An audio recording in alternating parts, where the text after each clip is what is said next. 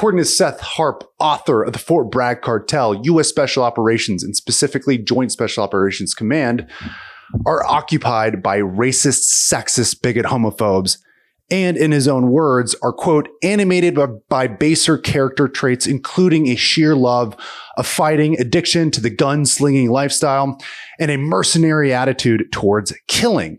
And after 9/11, we would eventually evolve into a, quote, blood-drenched, amphetamine-fueled killing machine.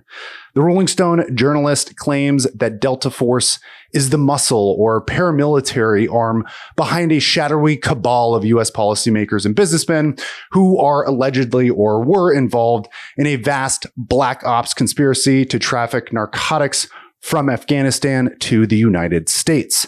Now, as someone who is a member of the special operations community and dedicated over a decade of my life to special forces, I am offended and appalled. Not because this is a mischaracterization. Everything he said is accurate, but he completely omits the fact that we're also raging alcoholics who are addicted to white monsters, Zinn, Sydney Sweeney, and her bodacious assets.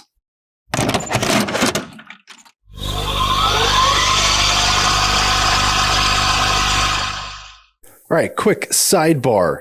If you've got a truck with a cap and you like being outside but don't love sleeping on the ground, there's a setup from DAC Tents. That's DAC Tents you should check out. No poles, no drama. Just toss it over the shell and boom, you've got yourself a weatherproof camp setup in minutes. They've got options for different truck sizes and SUVs. Hit the link in the description to learn more and use code DEADWARRIOR for 15% off. That is DEADWARRIOR for 15% off. Harp, a former U.S. Reserve truck driver and attorney turned liberal partisan journalist hack at Rolling Stone magazine, claims his book is an investigation into the mysterious murders of 3 Special Operations Forces members and their alleged ties to a shadowy group he calls the Fort Bragg Cartel. Harp uses these murders as a Trojan horse or ruse to launder the actual narrative he wishes to discuss, which is his utter hatred and contempt for the United States and special operations, which, by the way, is a classic liberal tactic whereby they pretend to be illuminating or unpacking X, Y, and Z, but in reality, their true intention is to simply criticize the United States and the West more generally. Now, what frustrates me most is that he relies on the same tired, derivative arguments revisionist historians have used for decades to control the narrative and to undermine American and Western exceptionalism. However, Harp is a spin doctor, a grifter, and a political partisan hack wearing a skin mask like Hannibal Lecter, pretending to be an objective journalist. He attempts to weave and spin a narrative about the history of JSOC and USASOC more generally and what they have become, and generates this sort of half-baked theory that there was or is a top-down narcotics trafficking conspiracy originating in Washington, the halls of leadership at USASOC, all the way down to the JSOC troop level. But it's just that. It's an unsubstantiated conspiracy theory. Now, unlike Harp and his partisan allies, I'm an honest broker, so I'm going to tell you all my biases up front for those of you who are new to the show. I served as an 18 Delta Special Forces medical sergeant beginning in 2008, serving for approximately 11 years, jumped between active duty and obviously the National Guard. And I was never in the unit myself, though I honestly wish I had been. Many of my friends are and colleagues who are truly the best of the best. JSOC and Special Forces are definitely not perfect, but having worked alongside some of their operators, both in training and in real world missions, I can say with confidence, they are the most professional, competent individuals I've ever encountered, whether it's in the private or public sector. Frankly, the integrity, competence, and decorum of the men at JSOC and even SF far exceed those who fill the desks at Rolling Stone, where Seth Harp writes, a magazine, by the way, that has a long track record of being radically to the left of center, glorified individuals like the Boston Bombers, and overtly despises the United States and what it stands for. Okay, let's get into the meat of my criticism. 2 points I want to draw attention to before getting into Harp's main thesis. In the book, Harp uses a variety of tactics to handhold the reader to get them to the conclusion that he wants them to arrive at without actually just saying what he believes outright. He is or was a lawyer and is therefore quite good at spinning a web of lies rooted in pseudo facts. He does this for two reasons. Number one, he wants an out or an excuse to say that he didn't actually say what he is alleging. And two, he totally lacks any evidentiary support for many, if not most, of his specious and conspiratorial claims. So, for example, Harp discusses Michael Hastings, a Rolling Stone reporter who died in a tragic car accident 3 years after publishing the article that ended or would lead to the demise of General McChrystal's career, and suggests that foul play may have been involved. He writes this, quote, "The incident ruled as an accident by the LAPD, but because of Hastings' history with McChrystal and his ongoing adversarial reporting on JSOC and the CIA, conspiracy theories around his death were never fully dispelled. Unproven rumors that Hastings had been murdered resurged in 2017 when WikiLeaks released a document showing that the CIA's embedded device branch had been researching how to infect onboard car computers with remotely operated malware that would enable the agency to carry out undetectable assassinations by steering vehicles into immovable obstacles at high speed." Harp is peddling unsubstantiated online conspiracy theories, hoping that the reader will link them together with the car accident, despite the fact that there is literally no evidence whatsoever that there was any third-party involvement in Hastings' death. Harp is literally alleging that McChrystal was fired and supposedly went to his allies at Delta and the CIA. And for 3 years, they conspired together to assassinate Hastings in some kind of revenge plot because McChrystal, with all due respect, bungled his career by giving a Rolling Stone journo unfettered access to him and his entourage. And oh, by the way, they would have presumably had to get the LAPD involved in order to cover up the investigation. So it's the CIA, Delta Force, and the LAPD all working in cahoots with one another in some kind of a revenge plot against Hastings or some stupid shit. All of this is just beyond parody and patently absurd. There's literally no evidence that the US military and the American intel apparatus are conducting targeted assassinations against Americans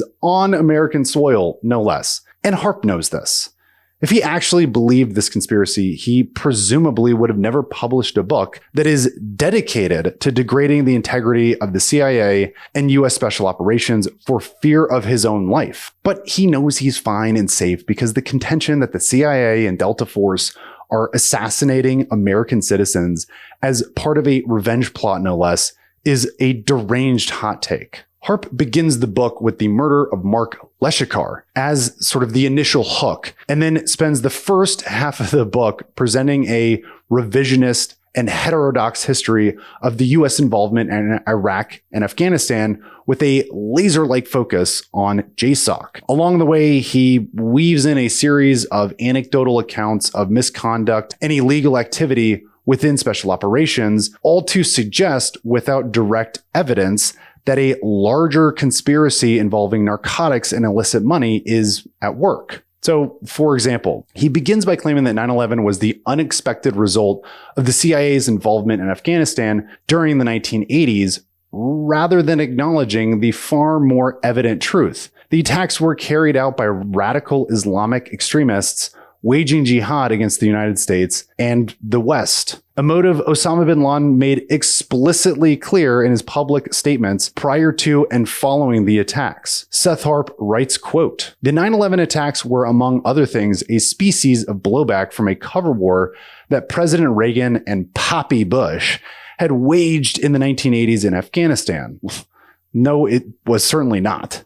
Osama bin Laden, the chief architect and funder of 9/11, stated in 1996 that, quote, "For over 7 years, the United States has been occupying the lands of Islam in the holiest of places, the Arabian Peninsula."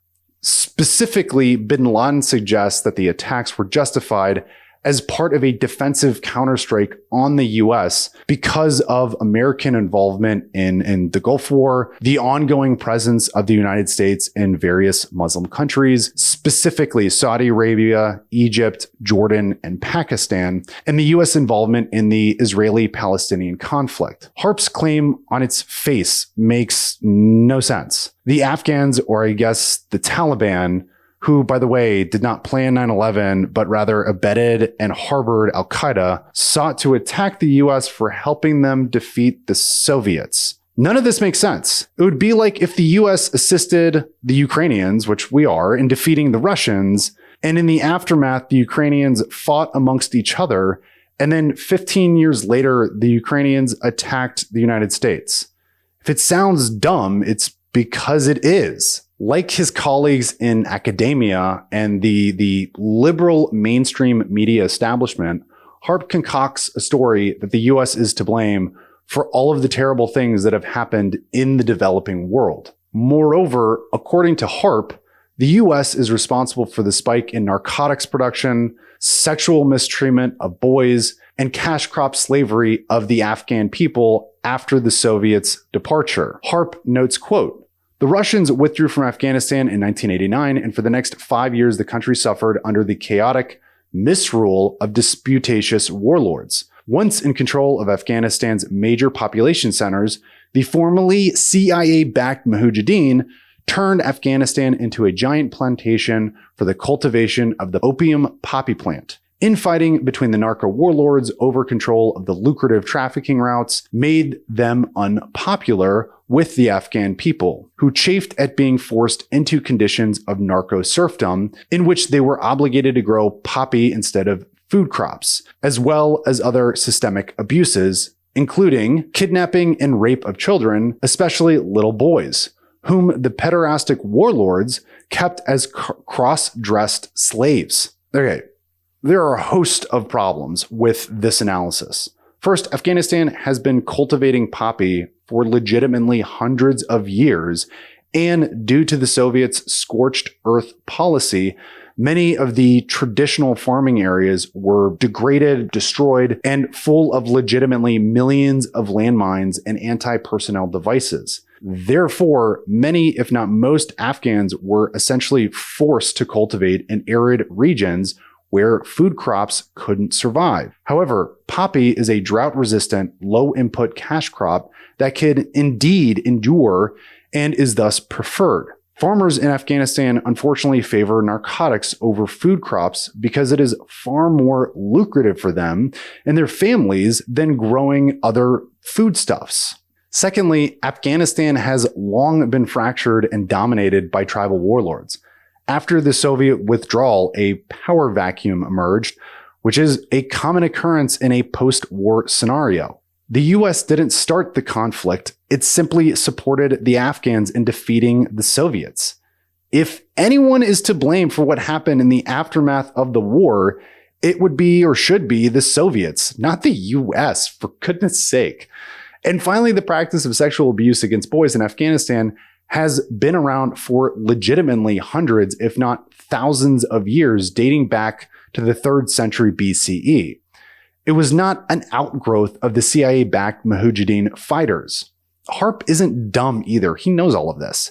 He's just a pseudo-journalist with a left-leaning partisan agenda seeking to damage the US reputation, which Rolling Stone and all of their allies have a storied history of doing. This is not an isolated misrepresentation of history. The book is replete with misleading narratives and conspiracy theories.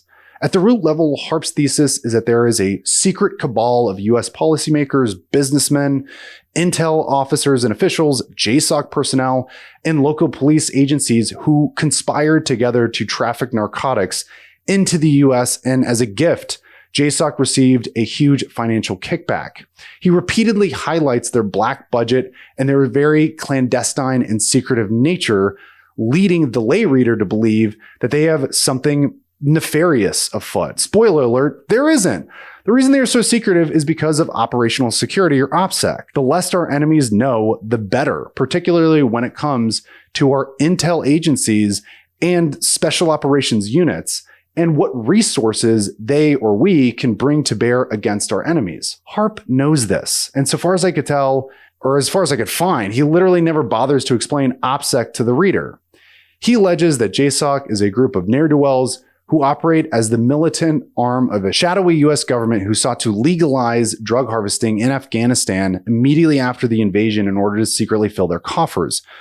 But to the consternation of JSOC and their handlers in Washington, the Taliban made narcotics manufacturing illegal after the US withdrawal under the Biden administration, ending their narco regime. According to Harp, the Taliban, aside from their treatment of women, are really not that bad and are simply an outgrowth of the evil US colonial imperial power and can therefore not be blamed for their violent and immoral behavior. We know this because they made poppy farming illegal and created a rehab center for addicts after the US withdrawal in 2021. He writes, quote, "Since the early 2000s, Americans had been confidently informed by the most credible, respected, and prestigious institutions of media and government that the thousands of tons of pure heroin produced in occupied Afghanistan and exported all over the world were the work of the quote-unquote narco-terrorist Taliban. That had always been a vague claim and an ahistorical one, but had been hard to disprove, thanks to the blackout on independent reporting imposed when GWOT became an all-special operation forces affair under President Barack Obama. Now, the misleading narrative, a species of the damnably effective propaganda tactic of blaming your enemy for exactly what you were doing, became wholly unsustainable as the Taliban consolidated control over Afghanistan and reinstated the same prohibitions on drugs as they had enforced in 2000 to 2001. In the spring of 2022, the Taliban decreed that year's poppy harvest illegal. All traffic and trade in narcotics were banned.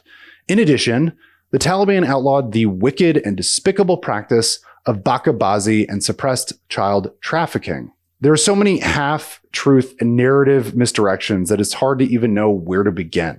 The notion that there was a conspiracy by major media outlets to cover up the reality of the narco situation with our Afghan allies is a flat-out lie. Reuters in 2008 reported the situation accurately. So did New York Times Magazine in 2008, as did the PBS NewsHour as early as 2005, which are just to name a few. This is a straw man argument that holds no water. The American people were fully aware of the fact that many of Afghanistan's leaders and partners were profiting off of the narco trade all throughout the war. US policymakers and military officials looked the other way because they believed that if they made it illegal, they'd destabilize the country's economy, and what allies we had would immediately begin working for or with the Taliban. All of which is perfectly and totally understandable. And oh, by the way, the Taliban came to the same conclusion in the 90s as they rose to power. When he refers to a species of the damnably effective propaganda tactic of blaming your enemy for exactly what you were doing, he is clearly insinuating that the United States government was involved in a global narcotics trafficking operation, which is an accusation he provides absolutely no evidence for. The only support he offers is the unfortunate fact that some soldiers at Fort Bragg and within special operations more broadly have abused narcotics over the past 2 decades. But this happened primarily as a result of self-medicating for PTSD, or in some cases, due to personal moral failings. Moreover, he completely fails to recognize or inform the reader that for every one dude who abused drugs or broke the law, there were legitimately 100 others, if not more, that did the right thing and weren't criminals. Worse yet, Harp gets even the smallest details wrong. GWOT, or the Global War on Terrorism, was not an all-SOF or Special Operations Force operation under Barack Obama. I would know. I was literally fucking there in 2012 and 2013 and was co-located with a conventional infantry unit who were still running combat operations. And lastly, the Taliban made the narco trade illegal primarily for religious reasons or purposes, which he totally fails to mention. As mentioned previously, the Taliban tolerated and taxed the opium trade to fund their regime in the 90s, as banning it outright would have harmed their finances and angered powerful local growers and warlords.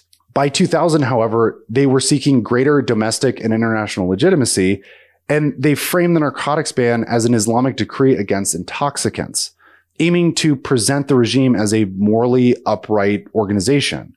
When they took over the country in 2021, they simply reinstated the same law. And finally, the claim that the Taliban outlawed the bakabazi practice is a half-truth at best. The US-backed Afghan government introduced a penal code in 2017 that made the custom illegal. The Taliban just continued to enforce that same law. The implementation in 2017 was challenging, if not impossible, but that doesn't make Harp's narrative spin any more accurate. Like I said, the book is full of revisionist history, narrative spins, and heavily biased criticism against the United States and her armed forces. Harp's description of JSOC is laughable. It's as if he hired a sophomore student at Berkeley to write his thesis. According to Harp, Delta Force checks all of the archetypal blocks of a far right-wing partisan organization. They are sexist, bigot, racist homophobes. He writes, quote, "One of Williams' former colleagues, Esther Lycia, also said that most MST employees fit a distinct physical profile. The general type," she said, "was white, in shape, with blonde hair. In short, a pretty girl. Lycia herself didn't fit the mold, being bigger and brown-skinned. She was hired not for her appearance, but for certain internet technology skills. Back then," she said, "there were only 3 Latinas in the whole building. The unit, which is 90% male, has plenty of black and brown men serving as support soldiers, but less than 1 in 100 of the actual operators are non-white. It is very, very, very rare," said Jordan Terrell, who felt out of place simply being a black man in the parachute infantry. The army as a whole is a tremendously diverse, but the infantry is mostly white, the special forces is even whiter, and Delta Force is the whitest of them all. I could not believe mathematically," said Lycia, "that there were not more minorities. Both women said the unit is even less tolerant of gays and lesbians, who are not represented even in support roles. At work, Lycia heard homophobic slurs uttered all the time," quote unquote. Harp's own source contradicts herself. Firstly, Harp admits that she was hired despite not fitting the sort of hot girl, cover girl profile. So the hiring isn't the result of a standardized physical appearance. And number 2, Lycia was hired specifically because she had a specific skill set. So what he is admitting is that JSOC does indeed hire women of all shapes, sizes, and ethnicities, and their motivation for hiring them is that they bring specific or necessary skills to the organization. Okay, right, got it. Great reporting, Seth. Again, he misdirects and spins a specific narrative instead of just presenting the facts or admitting rightfully that he seriously lacks any evidence to deduce any authentic conclusions, which is indeed a major problem throughout the entirety of the book. Additionally, for whatever it's worth, although I wasn't in the unit, I worked with JSOC and anecdotally happened to cross paths with a couple of females. One was short with an athletic sort of CrossFit build with short brown cropped hair, and the other was a slightly more attractive dirty blonde woman who resembled a typical American mom in her late 30s, and both brought specific skills to the unit that were absolutely mission critical. Neither of them fit Harp's source's quote unquote sexy girl profile. Moreover, I worked with females while in special forces. And to be quite honest, we were in a constant state of anxiety when we worked with them, specifically due to the fact that there were so many EEO scandals and allegations in the preceding years and left-wing media propaganda that the military was a haven for sexual abusers.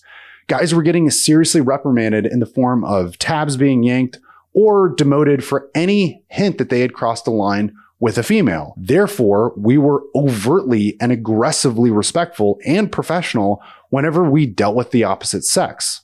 One dude had an affair overseas and was in the process of getting kicked out or getting kicked off of his ODA. If my memory serves me right, they were in the process of demoting him as well. Another example, while I was deployed in Afghanistan, my team and I worked with an American female interpreter who was a contractor, and she was critical to our mission and also happened to be an absolute smoke show. Despite that, our team sergeant made it clear from day one that any unprofessional behavior toward her would not be tolerated. We treated her with complete respect and professionalism throughout the trip. And as the medic, I worked very closely with her when we went on missions. Unlike the other guys on the team, as the medic, I could explain why it was important for me to meet with Afghan women and their kids. I was the American doctor who could fix their ailments. During these meetings, she assisted me as the interpreter and got me rare, unfettered access to civilians and Afghan women, which helped us build rapport and collect intelligence on the Taliban. In personal conversations with members of JSOC, I've often heard them express pride in their collaboration with female personnel, consistently highlighting the vital role women play in their mission success. When addressing the underrepresentation of minorities in combat units and special operations, Harp actually misses an important and insightful sociological opportunity, largely due to his evident biases. While I was on active duty, we participated in an open forum briefing that was led by a Special Forces colonel, and he posed a question to a large group of us Green Berets. Why are we struggling to attract more minority candidates to Special Forces selection and assessment? A Black Green Beret raised his hand and informed him that minorities have little interest in volunteering for an 18 series slot because they don't believe the US has their best interests at heart, given the country's history of slavery, racism, and segregation, and therefore are less willing to volunteer for a job that may place them in harm's way. Obviously a generalization, but that's what he told us. As far as the lack of representation from the broader sort of alphabet community within SOF, the prevailing attitude is simple. No one cares, as long as the individual can do their job. Yes, it's true that some members of SOF make immature comments from time to time. So what? There are far more important issues to focus on, like, I don't know, like national security threats. Moreover, members of this community represent approximately 3 to 5% of the US population, and statistically, very few express a desire to serve in the military, let alone pursue roles in high-end special operations forces units. In my experience, when I did encounter individuals from this community, they just tended to prefer serving in the Air Force or Navy, which are generally seen as more culturally liberal organizations. In contrast, the Army and the Marine Corps are understandably perceived as more conservative. As a result, the statistical likelihood of these individuals pursuing and ultimately filling positions within SOF or even JSOC is just a very low probability. This is a common problem in Harp's entire book. His sources are heavily biased. He fails to interview any credible informants with opposing views, like, operators, for example. And for obvious reason, no one trusted him, and understandably so. For whatever it is worth, I spoke with a friend of mine who was actually approached for an interview by Harp, and this individual laughed at him and told him essentially to pound sand, knowing full well he represented what he represented and what his agenda was. Rather than doing more due diligence, or at least pretending to be unbiased, Harp released the book with heavily prejudicial sources who are or were either career criminals or disgruntled employees who seemingly are trying to shit all over their former employer. I'm not a journalist, but it seems like this, in the sort of sphere of journalisming, you need a credible, unbiased source, or at least opposing opinions, something that Seth completely ignores from start to finish. If you think that was the peak of his grift, we're just getting started. He also alleges that JSOC freely and routinely committed human rights atrocities and war crimes with no consequences. Yet, he provides no evidence, context, or analysis of these specious accusations. For example, he details the offensive war JSOC waged against al-Qaeda in Iraq in the mid-2000s and states, quote, "Despite the ungainly initialism, the F3Ed cycle was not a complicated concept. It typically meant tracking down a target, killing him and every adult man and teenage boy in the vicinity, seizing every piece of paper and electronic device found on their persons, and using materials to come up with more names to add to the hit list, and then killing them too, sometimes just a few hours later." He elaborates by writing, quote, "The pace was grueling. Even when there was no good intelligence to go on, McChrystal's philosophy was to go out at night and hit a bunch of targets anyway to create a sense of offensive momentum. That is, to terrorize the Iraqi populace into submission." Okay, so according to Harp, Delta was just haphazardly running around Iraq killing everyone in their path, while simultaneously harassing Iraqi civilians, because Delta, according to Harp, is the root of all evil, I guess. This is, of course, historical revisionism at its worst. Like so many of the liberals' right-wing boogeymen, these individuals are both totally incompetent, but simultaneously are evil geniuses that are playing 4D chess. We see this all the time in their categorization of President Trump. He is both a complete moron and buffoon, but also is an evil Hitlerian genius who's going to install himself as dictator for life. It's all nonsensical. Delta Force is incompetent, according to Harp, and any success they may have had in the past was just pure dumb luck. Ergo, in the previous quote, he states, quote, despite the ungainly initialism of the F3 head cycle was not a complicated concept. So you see, CAG's approach to dismantling one of the most sophisticated and ruthless Islamic insurgent groups the world has ever known was rather simple. Any dum-dum could have concocted this strategy. Fuck, if only CAG knew about Private Harp, Army Reservist truck driver extraordinaire and military genius circa 2003. They could have had him lead the charge in Delta Force or whomever against Saddam, Al-Qaeda, and the Taliban, and the war would have presumably just ended, because it's all so simple. Of course, this is fucking absurd. Counterinsurgency operations, particularly against an organization like Al-Qaeda, are incredibly difficult. If Harp had ever bothered to read a book on military history, he would know that most armies historically fail when it comes to defeating insurgents, guerrillas, and underground movements. Simultaneously, according to Harp, JSOC is a super duper secret black ops organization that is so ruthless, cunning, and sophisticated that they literally assassinate American journos on American soil, and nobody ever finds out about it, I guess. I think in this book, he misuses the word assassinate or assassins at least 1 million fucking times. The dude needs a thesaurus and or a dictionary.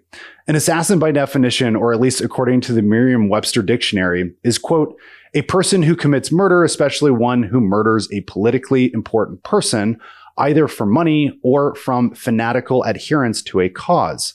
CAG is a special operations unit within the American military and special operations apparatus that conducts a wide array of missions up to and including DA or direct action missions or raids that involve either killing or capturing enemy combatants, not assassinations, you dolt. American soldiers are certainly not in the job for the money, nor are they fundamentalists. Within a single ODA that I worked on, or multiple, you will often find a wide array of opinions, many of them critical or disillusioned with the US approach to war and geopolitics. Also, yes, in the age of fighting terrorists and terrorist organizations who are not confined to international borders, JSOC and their counterparts are forced to wage war against them in a whole host of different areas.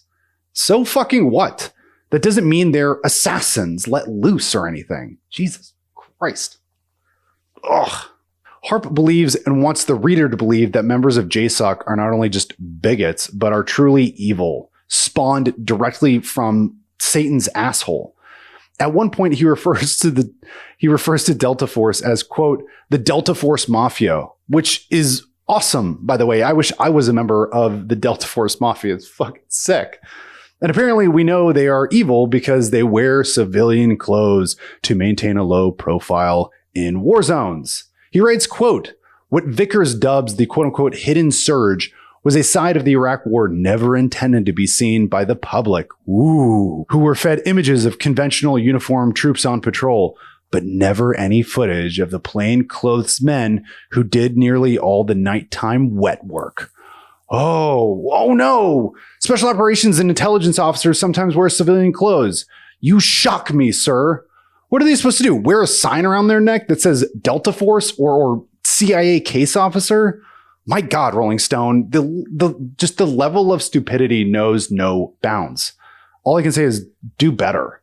By the way, just as like a side note, this is also misleading, if not outright false. Delta more often than not wore uniforms while conducting raids. Despite what Harper writes and alleges, there are numerous videos and photos that have emerged from these sort of early years of the Iraq war of Delta Force, and guess they're all in uniform. Some of the dudes even have like standard army issued boots instead of civilian hiking boots, which is common among special operations dudes. Like I said, it's just the grift that keeps on grifting. He also describes a picture of two operators who are clearly about to go into an Iraqi urban area to conduct some sort of reconnaissance, and therefore are dressed up in Iraqi civilian attire to reduce their visibility within the vehicle. He writes, quote, cross-dressing and carrying out hits in drag. Two pictures that he posted show teammates of his disguised as women. In one, a burly bearded operator in a sequined dress and rhinestone hijab carries a sledgehammer over his shoulder. An even freakier photo shows a clean-shaven operator clad in the flowering garb of an affluent Iraqi lady wearing rouge and mascara, a Heckler and Koch submachine gun in his hand. The evil little smirk on his face exudes pure murder. Doing what work as a woman, my God. Take a cold shower, Seth. You see, they're evil because they wear makeup and women's clothes to blend in with the native population. Oh my God, this is just diabolical. Also, by the way, kudos to the operators wearing female makeup. That's like absolute fucking commitment. And just a quick side note, if wearing makeup in women's clothing is considered a sign of perversity or immorality, then it seems as though his progressive allies might have a serious axe to grind with him, or at least a contradiction to reconcile, given that such expression is a fundamental aspect of the transgender movement. By the way, here's a picture, like literally the picture he's referring to, and clearly they're just two operators prepping to go out on a recce mission of some kind, and someone stopped to snap a photo of them. And this is frankly a standard photo taken throughout the war. Here, I'll give you another picture. This is of me, for example. You can clearly see the evil smirk. Another indicator of Delta and SOCOM's wickedness broadly is that they break all the rules. Further evidence of their rule breaking are their tattoos, their motorcycles, routine drinking habits, and they are armed to the teeth. Oh my God. He writes, quote, all of the squadrons have their own fully stocked bar, elaborate mahogany affairs carved by local craftsmen. There is no rule against drinking during work hours, and barring any fire alarm, the tops of beer cans tend to start popping around 3 or 4 o'clock in the afternoon. Okay, so what? Like, what are we actually fucking talking about? I worked in real estate, and there were plenty of occasions when my boss and I would have a cocktail after getting a house under contract. There was literally a Jameson whiskey vending machine in our office. The irony is a plurality of reporters at Rolling Stone are probably baked out of their minds while at work at any given point. Here's another one. Quote, smoking is allowed too, but only in the smoking room, which ventilates to the exterior. Okay, so apparently smoking rooms are nefarious. And I suppose all the people in airport smoking lounges are secretly tier 1 operators planning clandestine assassination missions. Now, if you're wondering what the book is purportedly about, I'll spare you from having to read his lengthy, unnecessary expose. Mark Leshikar, a National Guard Special Forces soldier, and his close friend William Lavgine, a Delta Force operator, took their daughters to Disney World, and on their way home, they got absolutely blasted and did a whole host of drugs. Leshikar became super paranoid due to the narcotics and believed they were being surveilled. They got home and his behavior became even more erratic and unhinged, and he tried to literally tear apart part of the vehicle with a screwdriver, looking for listening devices. Lavgine locked himself and the daughters or the girls in the house in an effort to shield them from Leshikar. Leshikar attempted to make entry and began banging on the door. Eventually, his daughter opened the door, letting him in, or letting her father in, and Lavgine determined at that moment that Leshikar was a threat to not only him, but obviously the girls, and shot him.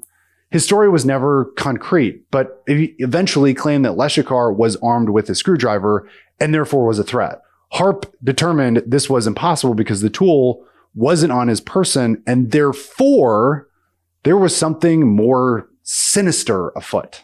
Or Lavgine was tripping balls and believed or assumed Leshikar was still armed with the screwdriver, determined that he was a threat, and his training kicked in and he eliminated the threat. It's literally so simple. In the aftermath, Lavgine spiraled out of control, and his drug abuse worsened after having killed his quote-unquote best friend. He eventually was kicked out of the unit and arrested. During this time, he teamed up with an unhinged former warrant officer from Civil Affairs named Timothy Dumas. The pair began to work with a former deputy turned narco trafficker named Freddie Huff, who was employed by the Los Zetas drug cartel. Harp, by the way, makes Dumas out to be this like super duper ninja soldier or something. He was literally just a supply guy. That's it. Also, Dumas, as I'll get to in a second, is the linchpin for this entire conspiracy. If he honestly believes, Harp, that Delta, the most sophisticated unit in the entire US military, is going to rely on a shady and crooked civil affairs warrant officer to help facilitate their illegal activities in narco trafficking, my God, I have a bridge to sell you in Brooklyn. That is a hot take if I've ever heard one. Despite repeatedly breaking the law and being released, Lavgine was released for reasons unknown, which led Dumas, his partner, to believe he was working as an FBI informant. Harp suggests here, despite no evidence, that Lavgine was a member of the Fort Bragg narco trafficking cartel, and members within the cartel, aka Delta, decided he was a liability.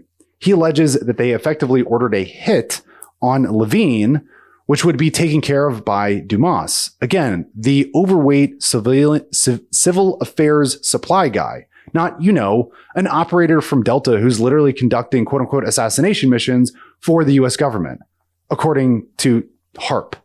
They hired the supply guy to do the hit. This literally sounds like a plot to a low budget show on TBS written by someone with no knowledge of the military or special operations. Again, by the by, he has no evidence for any of this. Dumas would take care of it, but something went wrong, and Lavgine and Dumas were both found murdered. Now, eventually, authorities pinned the dual murder on an individual named Kenneth Quick, who Harp believes was likely uninvolved and was essentially the fall man. Occam's razor, which is the philosophy that the simplest explanation is usually the correct one, suggests that Dumas and Lavgine were drug-addicted criminals who were routinely dealing and doing drugs and were killed by members of their own criminal organization. Harp's theory is that Dumas possessed a thumb drive containing explosive information about the so-called Fort Bragg Cartel. Allegedly, the drive exposed a covert network within JSOC involved in trafficking drugs from Afghanistan to the United States for distribution. Just to reiterate, JSOC used a civil affairs supply guy for logistics and then hired him to be their hitman. It's all just so dumb. If any of this were true, they'd never in a million years rely on a civil affairs supply dude. I will never get over this. The thumb drive mysteriously was deleted, which is somehow evidence of the existence of this JSOC Fort Bragg cartel. The absence of evidence does not in itself indicate the existence of a broader conspiracy. Dumas routinely lied to people around him and was furious that he was booted out of the army. It's far more likely that he just made up half-truths and other nonsense and put it on a thumb drive. That's the whole story. That's the murder story. Harp infuses unrelated cases throughout the book of soldiers both in and out of special operations who committed a variety of different crimes. His goal ultimately is to make you think, you, the reader, believe that somehow they're all connected, or at a minimum, the military is wildly immoral and therefore the possibility of a widespread narco conspiracy could exist. But of course, he has no evidence for this. Harp connects dots that don't exist. His theory is built entirely on speculation and conjecture. And when he can't supply any evidence for his theory, he falls back on the idea that JSOC is an elusive and highly secretive organization. You're welcome. I just saved you a week of your life. Okay, you may be asking yourself, what are Seth Harp's motivations for writing this hit piece? In fact, a number of former members of Special Operations, I spoke with them recently, and they are dumbfounded as to why Harp would allege these baseless allegations, portrayals, and narratives. The answer is simple. He sees Special Operations operators and soldiers as the continuation of the nefarious white European settler colonial archetype that is responsible for all of the modern calamities in the world. He writes, quote, For the past 15 years, JSOC and all of SOCOM have been continuously growing in power and autonomy and impunity. The GWAT stood thoroughly discredited in public opinion. By the way, I have no idea what he's talking about. But American cultural and political infatuation with special operations and its veneration of the iconic figure of a bearded commando were at an apex. In a slew of late GWAT cultural products, including big budget films like Zero Dark 30, followed by American Sniper and 13 Hours, the image of a tall, bearded, and roughly handsome white man with a checkered keffiyeh wrapped around his neck and a black rifle in his hands came to embody a venerable old archetype of American masculinity and male identity in all white settler societies descended from European colonies. If the special operations aesthetic looks vaguely familiar, it's because the operator is the 21st century reincarnation of the rugged frontiersman. The quintessential role of this mythic figure, represented first by the pioneer, then by the cowboy, is to bring law and order to the gritty fringes of the empire and to protect the white family from the depredations of brown-skinned natives congenitally incapable of appreciating the virtues of civilization and democracy, whether they be Cherokee, Comanche, Pashtun, Arab, or Somali. Now, as somebody who once worked as a wrangler out on a ranch in Wyoming and someone who is part of the special operations community, I fully embrace this characterization from Harp. Fuck yes, I am 1,000% a continuation of the rugged frontiersman who went out into the wilderness and carved out his own life. Fully embrace that. Now, for those of you who didn't waste $250,000 on an Ivy League education like myself, let me break down what specifically he is trying to concoct here, if you will. Harp is a promoter and a believer of the claim that goes something like this. Western, especially European, colonial powers, driven by white supremacy, engaged in conquest, slavery, and settler colonialism in ways that were especially violent, exploitative, and uniquely destructive. This history is not just in the past, but continues to shape global inequities and racial hierarchies to this day. According to Harp and all of his sort of liberal buddies, his coterie of liberal elites, if you will, special operations is the sort of modern continuation of the sort of rugged, independent, frontier independent man. And they are continuing, or supposedly we are continuing to be exploitative and the violent sort of promulgation of these notions or ideas, continuing the sort of systemic issues that plagued societies for hundreds of years up to and including this day. And according to Patrick Wolf, a seminal figure and author within left-wing academia, and in his work, Settler Colonialism and the Elimination of the Natives, he writes this, quote, "Settler colonizers come to stay. Invasion is a structure, not an event. In settler colonialism, the settlers come to stay and assert sovereignty over indigenous lands, not just for extraction or exploitation, but for permanent occupation.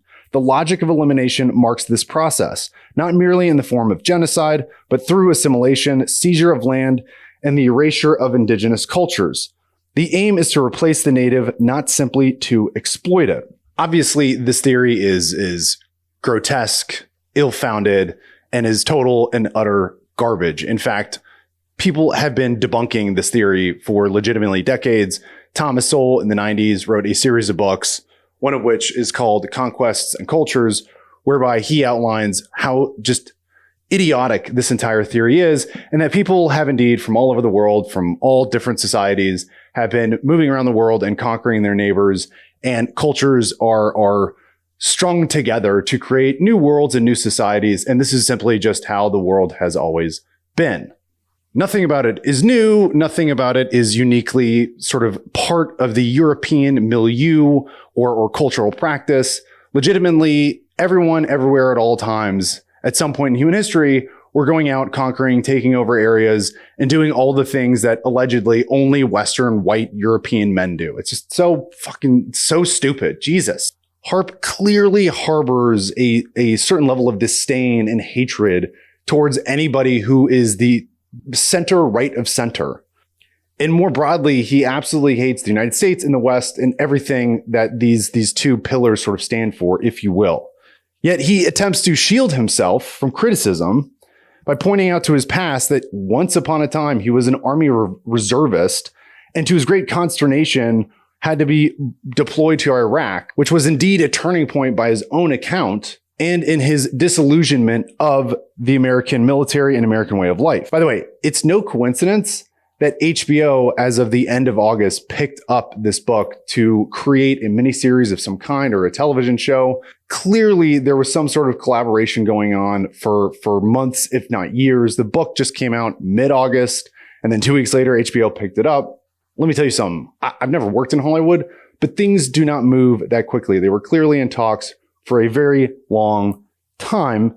And so clearly this is some sort of, coordinated assault on, again, an institution that is often respected and revered within the American zeitgeist. Now, that's all speculation. I don't know if it's true, other than they are indeed doing a show. But unlike Harp, I'm an honest broker, and I'm going to tell you all the things that I believe clearly or subtly will tell you, I suppose, wink, wink, nod, nod. Unlike Harp, who is just throwing out ill-founded conspiracy theories, which is his entire book. I'm Zach Masick. This is the Dead Warrior Society. Can't wait to see what you guys have to say. Deuces.